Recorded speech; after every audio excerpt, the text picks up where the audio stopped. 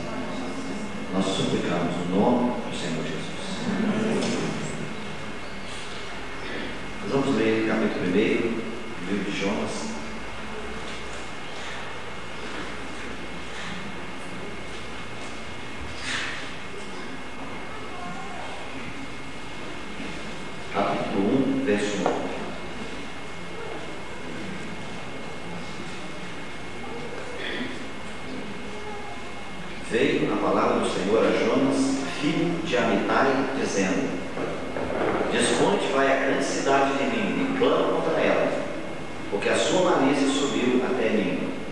Jonas se dispôs, mas para fugir da presença do Senhor, para Tarsas. E tendo descido a Jope, achou um navio que ia para Tarsas. Pagou, pois, a sua passagem e embarcou nele, para ir com eles para Tarsas, para longe da presença do Senhor. Mas o Senhor lançou sobre o mar um forte vento, e fez no mar uma grande tempestade, e o navio estava a ponto de se despedaçar. Então os marinheiros, cheios de medo, clamavam cada um ao seu Deus, e lançavam ao mar a carga que estava no navio, para o aliviarem do peso dela. Jonas, porém, havia descido ao porão e se deitado, e dormia profundamente. Chegou-se aí o mestre do navio e disse: Que se passa contigo? Agarrado no sono? Levanta-te e invoca o teu Deus. Talvez assim esse Deus se lembre de nós, para que não pereçamos. E diziam uns aos outros: E lancemos sortes, para que saibamos por causa de quem nos sobreveio este mal. E lançaram sortes, e a sorte caiu sobre Jonas. Então lhe disseram: Declara-nos agora, por causa de quem nos sobreveio este mal. Que ocupação é a tua? De onde vens? Qual a tua terra? E de que povo és tu? Ele lhes respondeu: Sou hebreu e temo ao Senhor, o Deus do céu, que fez o mar e a terra. Então os homens ficaram possuídos de grande temor e lhe disseram: Que é isso que fizeste? Pois sabiam os homens que ele fugia da presença do Senhor, porque ele o havia declarado. Disseram-lhe: Que te faremos para que o mar se nos acalme? Porque o mar se ia tornando cada vez mais tempestuoso. Respondeu-lhes: Levantai-me e lançai no mar, e o mar se aquietará, porque eu sei que por minha causa o sobreveio essa grande tempestade. Entretanto os homens remavam, esforçando-se por alcançar a terra, mas não podiam, porquanto o mar ia se tornando cada vez mais tempestuoso contra eles. Então clamaram ao Senhor e disseram: Ah, Senhor, rogamos-te que não pereçamos por causa da vida deste homem, e não faças cair sobre nós este sangue, quanto a nós, inocente, porque tu, Senhor, fizeste como te aprouve. E levantaram Jonas, e o lançaram no mar, e cessou o mar da sua fúria. Primeiro, pois, estes homens em extremo ao Senhor, e ofereceram sacrifícios ao Senhor, e fizeram votos. E preparou o Senhor um grande peixe, para que tragasse Jonas. E esteve Jonas 3 dias e 3 noites no ventre do peixe. Nós falamos hoje pela manhã, tivemos um grupo de irmãos aqui, e nós dissemos que o livro de Jonas nos fala principalmente sobre o quebrantamento da vida desse profeta. Não sei se todos os irmãos sabem o que é quebrantamento. Quebrantamento é uma operação de Deus, uma operação do Espírito Santo, relacionada diretamente com a nossa alma, com o nosso eu. Jonas foi um profeta grandemente usado por Deus. Ele é mencionado uma vez no Antigo Testamento, e mais no Novo Testamento ele é lembrado, se não me engano, pelos evangelistas, não sei se todos, Mateus, Marcos e Lucas, mas pelo menos Mateus e Lucas. Jesus contou a história de Jonas, se referindo à experiência dele como sendo um sinal para o povo. Como Jonas esteve 3 dias e 3 noites no ventre do grande peixe, assim estará o Filho do Homem no seio da terra também, 3 dias e 3 noites. Então esse Jonas, ele foi um homem que Deus usou a vida dele. Nós vemos que no segundo livro de Reis, capítulo 14, verso 25, foi mencionado que ele deu uma profecia. Ele deu uma palavra em nome do Senhor, e aquela palavra se cumpriu plenamente. E pelo fato dele ter se tornado uma pessoa que havia declarado a palavra de Deus, anunciado a palavra de Deus, que ainda não havia acontecido, ou seja, como profeta, como profecia, ele se tornou uma pessoa respeitada. As pessoas o respeitavam.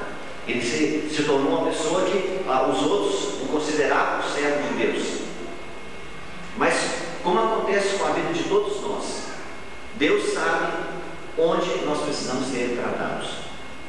E todas as pessoas que servem a Deus vão enfrentar um problema relacionado com a sua alma. E esse problema é o orgulho, falta de amor, amor parcial, egoísmo, desejo por grandeza. São várias coisas que aparecem na vida das pessoas. Mas o que nós queremos ver, irmão, desse livro de Jonas, não é que Deus está falando apenas com uma pessoa que é profeta. Porque você imagina, se um profeta que chegou a dar uma palavra como essa que Jonas deu, então, uma coisa tão grande, ele declarou que os termos de Israel, o território de Israel, ia se estender, ia crescer nos dias do rei Jeroboão II. Isso é uma coisa muito grande. E se aquilo aconteceu exatamente como ele havia falado, então ele se tornou realmente uma pessoa muito abençoada. Agora, se ele precisou passar por uma experiência dessa, imagine nós.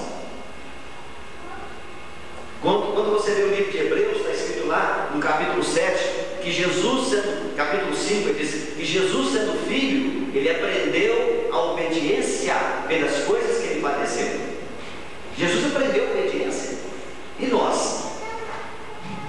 E quando nós vemos a história de um homem como Jonas, como Jó, que Deus desafiou o próprio Satanás, desafiou dizendo: você observou meu servo Jó? Homem piedoso, temente a Deus, se afasta do mal, qualidades excelentes.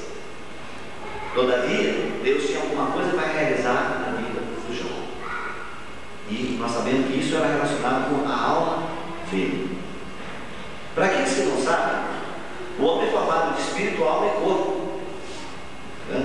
O espírito é para você entrar em contato com Deus, porque Deus é espírito.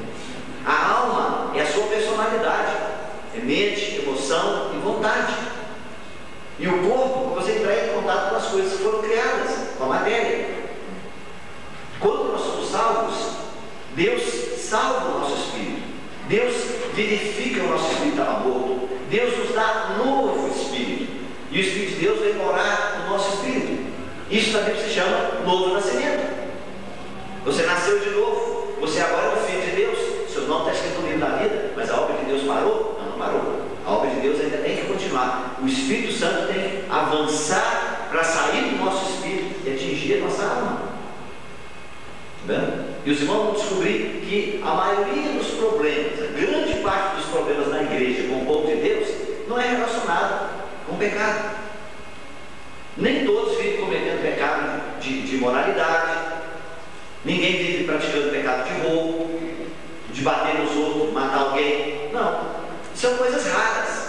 Mas os grandes problemas na igreja são relacionados com o nosso eu. E também na família. Os problemas geralmente da família são levantados por causa do nosso egocentrismo. Nós não queremos perder os nossos direitos. Nós não queremos sofrer. E isso, irmãos, é relacionado com a nossa alma. E o propósito de Deus é trabalhar na nossa vida a partir do momento que você aceitou Jesus como Salvador, você recebeu Jesus como Salvador, pronto, seu nome está escrito no livro da vida. E nunca mais você pode perder essa experiência. Você se torna um filho de Deus.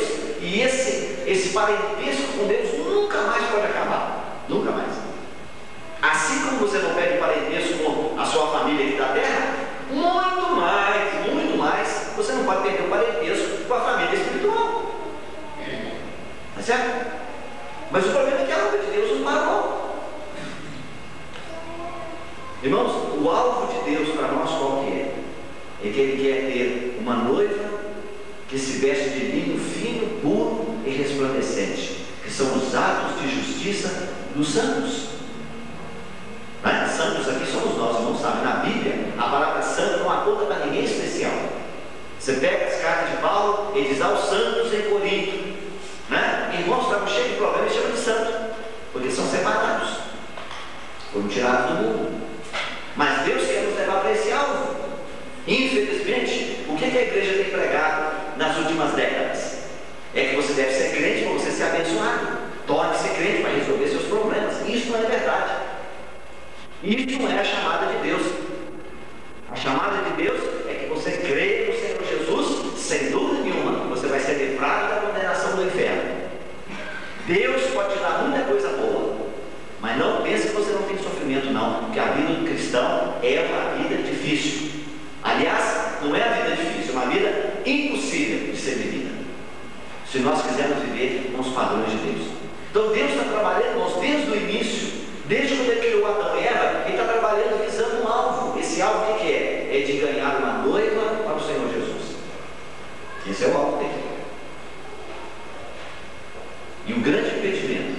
vai ser exatamente a nossa alma. Então, um dos grandes impedimentos da nossa vida cristã é a nossa alma. Então, irmãos, o livro de Jonas vai mostrar para nós que se um profeta que teve um sucesso tão grande, um homem que foi usado por Deus para dar uma profecia, para falar alguma coisa do futuro que não tinha acontecido, e aquilo se realizar da maneira como ele falou, e ele ainda precisava de tratamento, imagine nós. Os irmãos sabem o que é mais lamentável? No Brasil hoje, quase que de maneira geral, não se prega sobre isso. É só aceita Jesus, converte e você vai ser salvo, e agora você busca uma vida de prosperidade, aplica o que você tem, que Deus te dá de volta em dobro. Só isso. Os irmãos sabem o que é isso? É a última manifestação da artimanha de Satanás no mundo. É a doutrina do humanismo. Tudo começa com o homem e tudo termina com o homem. Não, irmãos. Tudo começa com Deus e tudo termina com Deus. Quando Jesus vier e reinar aqui 1000 anos, quando passar os 1000 anos, a palavra de Deus diz que Ele vai entregar o reino para o Pai, a fim de que Deus seja tudo e em todos. Deus é o final de tudo e não nós. Lamentavelmente, a igreja foi contaminada por essa doutrina da prosperidade e por esse humanismo de Satanás, que coloca o homem no centro como se ele fosse o alvo de todas as coisas. Leia a Bíblia para você ver. Os homens mais consagrados, os homens e mulheres que viveram mais para Deus, foram os que mais sofreram. Como é que explica isso? Porque Deus já está dizendo que Ele não prometeu que a nossa vida nessa terra vai ser fácil. Jesus primeiro carregou a cruz e depois vai receber a coroa. Como é que vai ser conosco? A palavra de Deus diz primeiro a cruz e depois a coroa. Hoje é o momento de nós carregarmos a cruz. Hoje é o momento de nós sofrermos. Hoje é o momento de nós seguirmos o Senhor onde quer que Ele vá. E depois, então, um dia, se nós formos julgados dignos, aí nós vamos receber a coroa, porque ainda está em dúvida se nós vamos receber ou não. Então, irmãos, o livro de Jonas vai mostrar para nós como é que Deus trata com a nossa alma. Deus trata com a nossa alma. São duas maneiras. Alguns irmãos são perplexos e muitos vieram me perguntar, dizer, bom Deus, eu li o livro várias vezes, eu estou impressionado. Como é que o Jonas, depois de desobedecer a Deus e Deus levantar aquela tempestade no mar, irmão, imagine, coisa terrível. Jonas não estava viajando no Titanic, estava viajando num barquinho de madeira, bem fraquinho. Naquela época não tinha navios, coisas grandes, não. Era um barquinho bem pequenininho. Você imagina colocado no mar, que é 3 partes dessa nossa terra. 3/4 da nossa terra é de água. É uma coisa pavorosa. De noite, tudo escuro, chovendo, relâmpagos, trovões. Eu já fiquei em alto mar, de dia, com sol quente, cheio de gente, comigo lá em Guarapari. O barco acabou, não queria pegar o motor, e a onda começou a bater nele, começou a balançar e fiquei apavoradinho lá, vendo lá o pessoal lá na praia, lá no tchauzinho, agora de noite. E aí, naquele momento de crise, Jonas disse, olha, o único jeito é me julgar. É me julgar dentro do mar. Me joga dentro do mar. E aí o mar vai aquietar, porque ele está bravo. É o Senhor Deus do céu, Criador dos céus e da terra. Ele está fazendo isso, porque eu estou fugindo da presença dele. Me joga lá e vai aquietar tudo.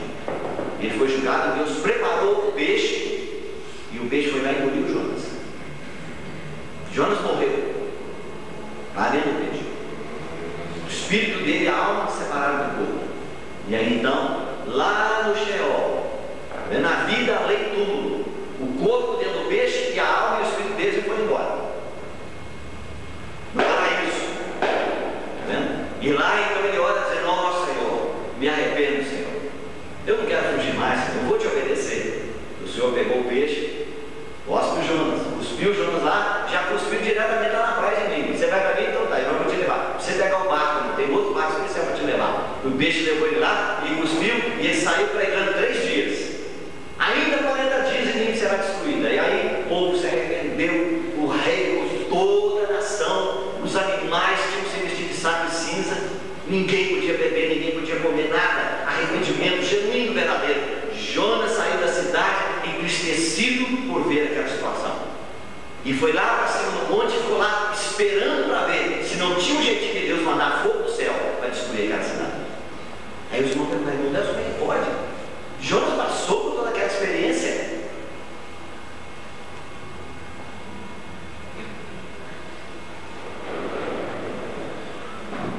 Ele passou por toda aquela experiência terrível e ainda vai agir dessa maneira? Dá para acreditar numa coisa dessa? Por quê? Um homem que foi usado tão grandemente agora passa por uma experiência tão drástica como essa, e ainda agora vai ficar extremamente irado até a morte. 3 vezes ele diz para Deus: sim, Senhor, melhor é morrer, tira minha vida, melhor é morrer. Jonas, é justo, é razoável essa tua ira? É sim, Senhor, é razoável sim. Que a Bíblia diz que estava irado, estava falando desse jeito. Não tinha nada: ó Senhor, eu não sei, não, ó Senhor, eu quero morrer mesmo, tira minha vida. Sabe o que é isso, irmão? É que quando Deus trata com a nossa alma, primeiro Ele vai tratar de uma maneira geral. É capítulo 1 e 2. Até dentro do peixe, chama-se tratamento geral da nossa alma. Depois é o tratamento específico. Sabe o que é isso? Eu me lembro uma vez, eu gosto sempre de usar essa figura, que o Belo passou mal. Ele era bem pequeno ainda, e nós temos um irmão lá em Belo Horizonte muito querido, foi médico, ele era cristiano, pediatra, e ele então passou um antibiótico. E ele falou: olha, esse antibiótico aqui é um antibiótico para tratamento geral, sabe? Esse tipo amoxil, amoxilina e não sei mais o que, né? Então você dá para ele 10 dias e nós vamos ver o que vai acontecer. Porque esse remédio, ele pega essas bactérias que são comuns todinho. Só que o problema dele não resolveu. Ele passou 4 dias, 5 dias, nós ficamos preocupados. Aí ligando para ele, falando: doutor Brasil, Deus continua passando mal. O problema dele, da infecção, não resolveu.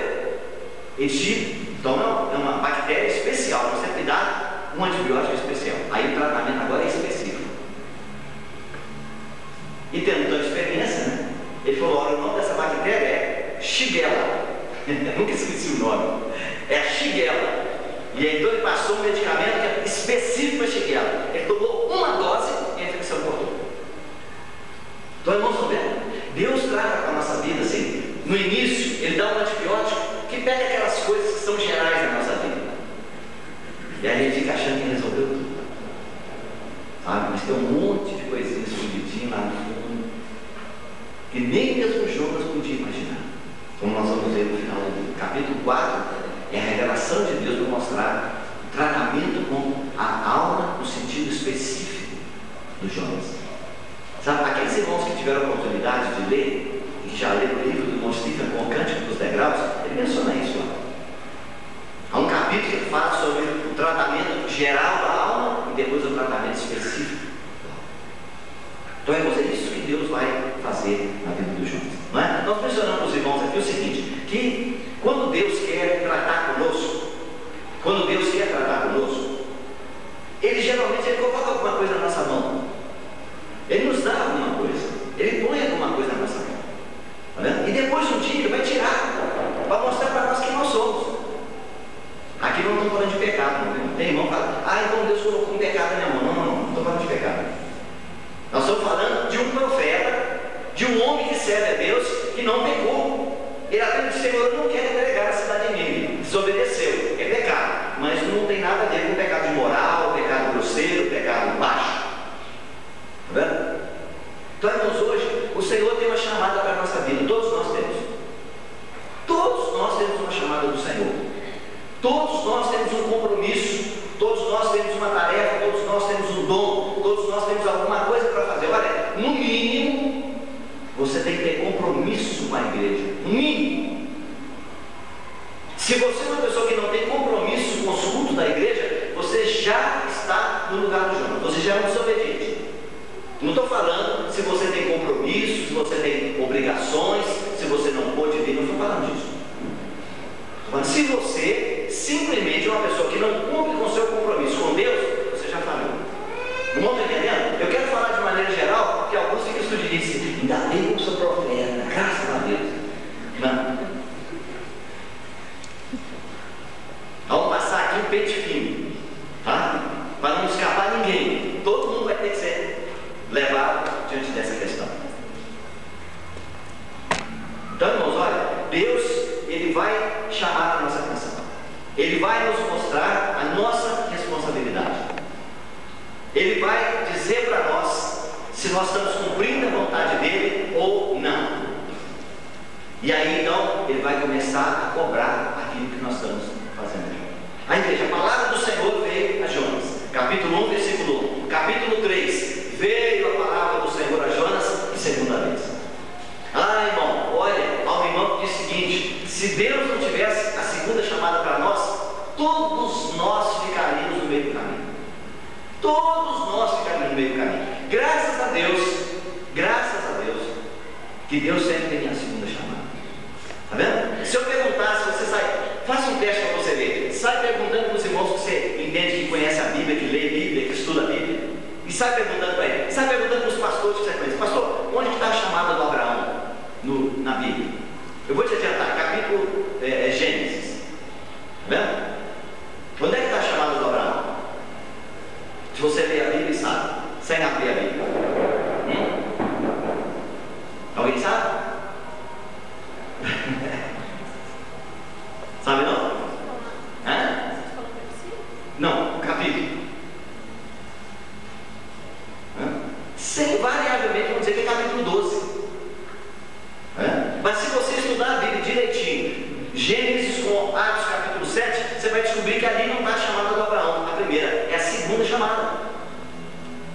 A primeira chamada dele é no capítulo 11. Então, Abraão, o pai da fé, começou desobediente. Porque a Bíblia diz que Deus chamou Abraão e falou: sai da tua terra, da tua parentela, dos teus, da tua família. E a Bíblia diz que ele não saiu, foi o pai que saiu junto com ele. O Tera, que era o pai dele, saiu junto com ele e ainda levou Ló. Então ele não saiu da família e o pai que saiu com ele. Ele não obedeceu. Aí eles caminharam, foram até uma cidade e ali pararam. E aí o pai dele morreu. Então não conseguiram viajar, porque Deus disse: olha, você está saindo, não é você, é seu pai que está saindo. Aí naquela cidade, eu me esqueço o nome agora, desculpe, me faltou. Mas no capítulo 12 de Gênesis, menciona o nome dessa cidade. É a segunda chamada do Abraão. Então, irmãos, se nós não tivéssemos essa segunda chamada, ai de nós. Quantos irmãos foram chamados há 10, 20 anos, 30 anos atrás? Desobedeceram 30 anos. Aí, graças a Deus, é chamado de obedecer a segunda vez. Se não ouvir, aí acabou. Aí Deus disse: Efraim está pegado aos ídolos, deixai-o. Você gosta de ídolo? Você gosta do mundo? Então fica aí. Inclusive, vou deixar você no mundo para você experimentar até a grande tribulação. Você ama esse mundo? Vai ficar para a grande tribulação. É assim que Deus faz. Então, irmão, graças a Deus. E a chamada de Deus, ela vem a primeira vez e ela vem a segunda vez. Então o livro de Jonas é dividido assim: capítulo 1, versículo 1, primeira chamada; capítulo 3, versículo 1, segunda chamada. O Senhor diz: você quer me obedecer? Então tudo bem, então volta, nós vamos lá para mim. É lá, você quer ir para lá? Quer? Então tudo bem. Você fala: Senhor, tal, não, você não está querendo. Aí, irmãos, a palavra de Deus veio, a palavra do Senhor a Jonas, e o Senhor disse: vai para Nínive. Nínive, ele sabe, é uma cidade, é a capital da Síria, é um povo mau, um povo violento, e já tinha castigado o seu povo. Ele sabia que no futuro eles iam maltratar mais o povo de Israel, e ele disse: eu não quero ir lá, eu não quero pregar para esse povo. Esse é o primeiro problema do Jonas: ele não tem amor àquelas pessoas. Segunda coisa, ele disse: eu sou um profeta que tem sucesso, eu tenho um nome para zelar, mas eu conheço o Senhor, sei que ele é um Deus clemente, misericordioso, que perdoa, se arrepende do mal que ele vai fazer, de destruir as pessoas. E se eu for lá e pregar e essas pessoas arrependerem, eu vou ficar desacreditado, porque a minha pregação não vai se cumprir. Por isso, irmãos, que ele ficou tão irado. Por isso que ele ficou tão nervoso quando ele viu que não se cumpria o que ele havia anunciado. Ele ficou envergonhado, né? Então a palavra de Deus diz: Jonas se dispôs para fugir da presença do Senhor. Olha, irmãos, a vontade de Deus para nós, a Bíblia diz, ela é boa,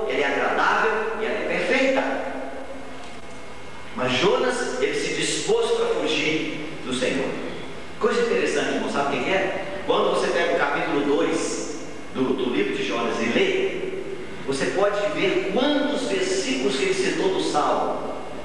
Está vendo? E o Salmo que todo judeu sabia, desde menininho, de cor, o Salmo 139, o Jonas não lembrou. Ele não lembrou. Porque lá diz o seguinte: e para onde fugirei da tua presença? Para onde fugirei? Se eu subir ao céu, se eu descer ao mais profundo do abismo, se eu for até os recantos mais remotos da terra, o Senhor está lá. Salmo 139. Sabia? Será que Jonas esqueceu? Que o Senhor está em todo lugar? Agora, por que ele foi para o mar? Os irmãos sabem por quê? Porque Jonas achava que Deus não operava no mar. Porque o mar, em primeiro lugar, na Bíblia representa o gentio, aquela pessoa que não é judeu. Ele diz: Deus não trabalha com esse povo, Deus não lembra desse povo, Deus não tem nada a ver com o mar. Nosso povo atravessou o mar, Deus teve que secar o mar quando eles saíram do Egito, e desde aquela época o povo de Israel tem pavor do mar. Então Jonas disse: eu vou fugir para o mar, porque eu sei que o Senhor não vai me encontrar. Estou no lugar, eu estou em água.